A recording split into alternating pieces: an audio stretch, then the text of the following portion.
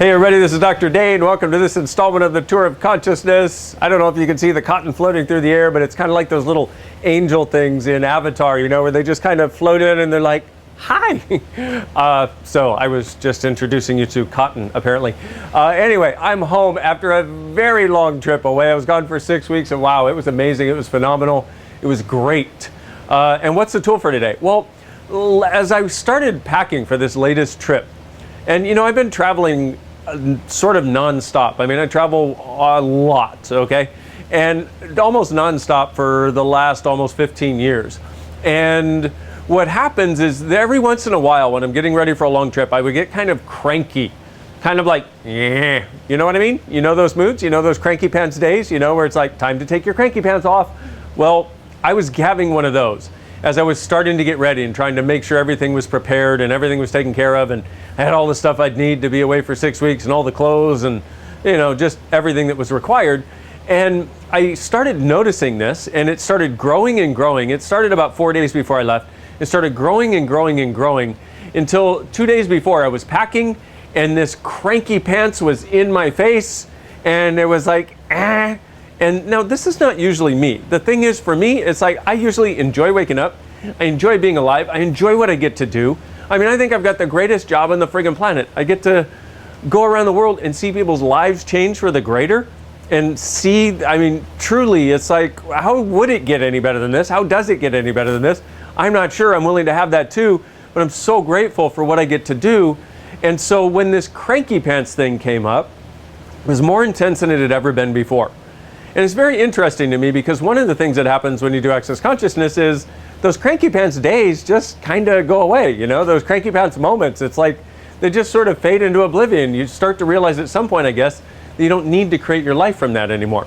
So here I was in the middle of cranky, don't want to go, oh my gosh, you know, I have to leave and other people get to stay home, and I need, you know, and I'm working really hard and other people don't have to work so hard, you know, all that sort of yucky, petty stuff that you wouldn't ever want to tell anybody, especially in a national or international forum like this, that you had it. Yeah, well, that's what I had. So I want to let you know you're not alone. But what happened was something was different this time. It got so intense that I was like, wait a minute, this is too intense. Like, I need to change this. So I started using my Access tools. The first tool that I used was an old standby, which is something that I've got an entire playlist on it on YouTube, which was the idea that 98% of your thoughts, feelings, and emotions, including 98% of your cranky pants days, are not actually yours. And so what I did was I went, who does this belong to? And I realized it wasn't my point of view at all. So what did I do? I went Pock and Pod everywhere. I bought that as mine when it wasn't. Pock and Pod everything I've been creating and uncreating based on buying that as mine when it wasn't, and now return it to sender with consciousness attached. And it went bye-bye.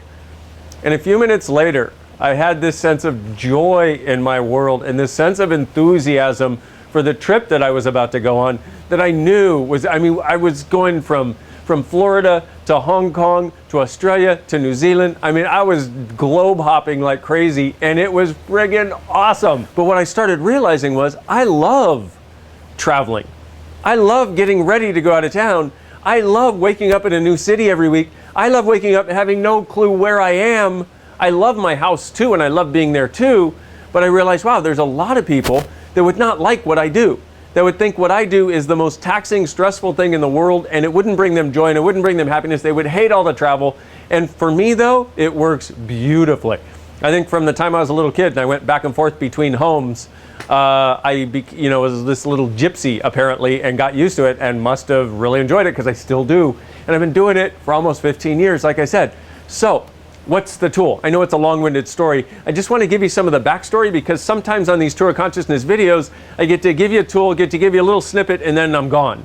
And if you don't go to the classes with me, you don't get the backstory on a lot of these things. So I wanted to give you a little of this so you can see how it will work in your life, so you can use it to change your life and your world.